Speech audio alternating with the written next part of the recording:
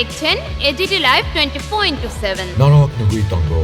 AGT Live 24/7. You are watching AGT Live 24/7. आप देख रहे हैं एजीटी लाइव 24/7।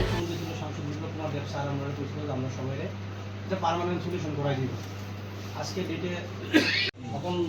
জানিয়ে সবাই যখন ইয়ে হয় তখন আপনারা আমাদের অর্ডার করে সেরা আমাদের ডিউটিতে জয়েন করছেন তখন আমরা জীবন বাজি রেখে স্যার ডিউটি করছি তো আমরা তখন যেহেতু আপনার অ্যাপ্লিকেশন না আপনাদের আমি আপনার আশ্বস্ত করতেছি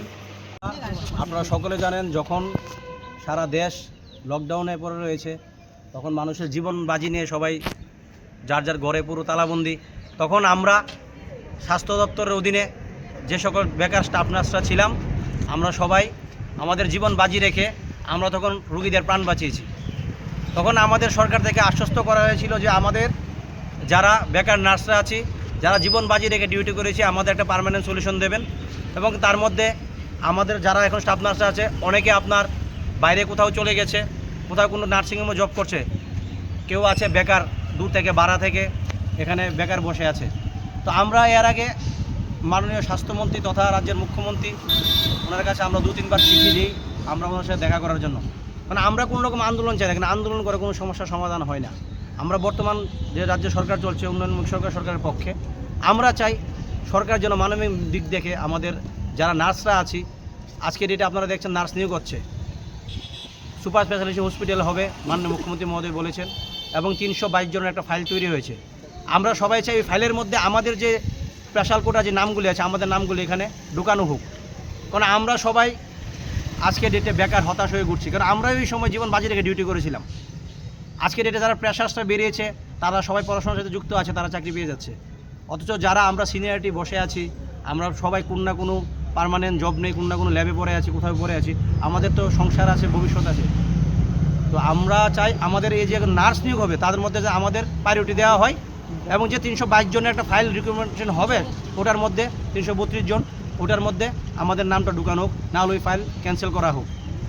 কারণ আমরা এর আগে মাননীয় মুখ দিয়ে আমাদের মাননীয় মুখ্যমন্ত্রীর সাথে দেখা করার জন্য অনেকবার চিঠি দিয়েছি উনি আমাদের সাথে দেখা করিনি কথা বলিনি আমরা চাই ওনার কাছে করজোড়ে অনুরোধ আমরা সকলে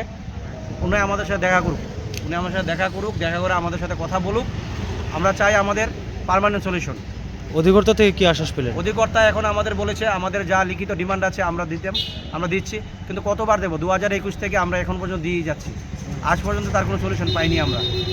আমরা দেখুন বর্তমানে আমরা যারা আছি কেউ আমরা কোনো বিপথে পাও দিইনি কারো কোনো বিপক্ষে যাইনি আমরা কোনো আন্দোলনও সংগঠিত করিনি আমরা চাই শান্তিপূর্ণভাবে আমাদের যেন সমস্যাটার সমাধান হোক কারণ আন্দোলন করে কোনো সমস্যার সমাধান হয় না আজকে ডেটে এখানে যারা আছি প্রত্যেকেই আমরা বেকার তো আমাদের সমস্যার সমাধানের আশ্বস্ত করেছে বর্তমান ডাইরেক্টর সাহেব উনি বলেছে আমাদের যা ডিমান্ড আছে তা লিখে আমরা ওনার কাছে যেন দিই উনি অতি সত্তর এই বিষয়ে কথা বলবে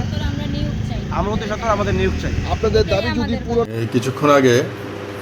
কোভিড প্যান্ডেমিক পিরিয়ডে নার্সিং অফিসারে যারা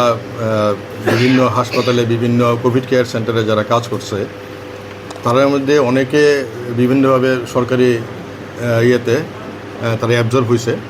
যেই পার্টটা যারা সরকারি কোনো কিছুতে টিল ডেট অ্যাবজর্পশন যারা পায়নি তারা কয়েকজন আমাদের কাছে আসছে তো তারারে আমরা যেটা দপ্তরের তরফ থেকে করা হয়েছে যে তারা যা ডকুমেন্টস আছে তারা যাতে দেয় জমা দেয় আজকের দিনে টোটাল তারা কজনে মোটামুটি 160 জনের মতো হয়তো বা তো তারারে এটাই আশ্বস্ত করা হয়েছে যে তারা যাতে সব কাগজপত্র অ্যাকর্ডিংলি জমা দেয় অফিসিয়াল প্রসিডিউর যা আছে আমরা দপ্তর থেকে করা হইব আপনার নলেজে কি তাদের জন্য আগে আপনার নলেজে ছিল যে এরকম লোক আছে যে তারা করে গেছে না এটা তো বেসিক্যালি এটা তো মানে নার্সিং অফিসার যারা তো কন্টিনিউয়াস প্রসেস তারা পাস করে বাড়িটাছে বিভিন্নভাবে তারারে মানে দপ্তর নিয়োগ প্রক্রিয়ার মাধ্যমে নিয়োগ করাও হইতাছে কোনোটা কন্ট্রাকচুয়াল বেসিসে কাউরে রেগুলার বেসিসে এখন যারা আইছে ওনারা কোনোখানে নিয়োগ ওনারা পাইছে না যার লিগে ওনারা আইছে তো অ্যাকর্ডিংলি ওনারা কোয়া হয়েছে যে তারা অ্যাপ্লিকেশন যাতে জমা দেয় আর আমরা অফিসিয়াল করেসপন্ডেন্ট যা লাগে ইন ফেভার অফ দেম আমরা সব কিছুই করব